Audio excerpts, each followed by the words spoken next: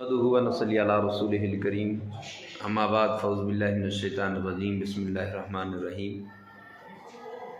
Imran Islamic studio पर एक मरतबा फिर हम आपकी खिदमत में हाज़िर हुए हैं।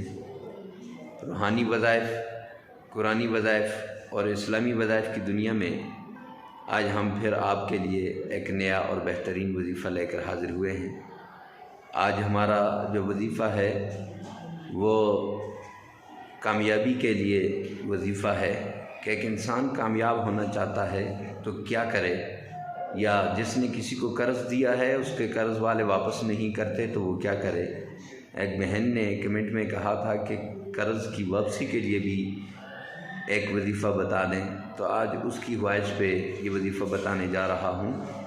तो अगर एक आदमी ने किसी को कुछ पैसे दिए हुए हैं तो उसके पैसे वापस नहीं आ रहे तो अब वो क्या करे, या किसी का प्लाट है उस पर किसी ने कब्ज़ा कर लिया है वो वापस नहीं आ रहा तो क्या करे, या किसी का मकान है वो बिकता नहीं है, बेचना चाहता है अच्छी कीमत के साथ तो वो क्या करे, या किसी की जायदाद वगैरह है वो बेचना चाहता है अच्छी कीमत के साथ तो वो क्या करे। तो इसके लिए आपको कुरान पाक का एक बेहतरीन वजीफ़ा बताता हूँ।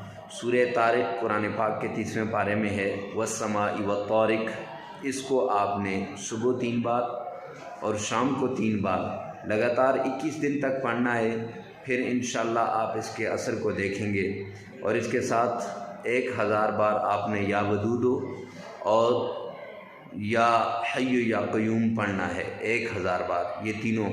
तो इंशाअल्लाहुल अज़ीज़ आपके सारे काम हो जाएंगे। किसी मकसद में कामयाबी है वो कामयाबी मिल जाएगी, मकान बेचना है, जायदाद बेचनी है वो भी बिक जाएगी, या कर्ज़ा वापस लेना है वो भी मिल जाएगा। हमारे चैनल पे नए हैं तो हमारे चैनल को सब्सक्राइब करें, वीडियो को लाइक करें, कमेंट सेक्शन में लाजमी बताना कि आज की आपको ये वीडियो कैसी लगी। मिलते हैं नेक्स्ट वीडियो में, तब तक के लिए।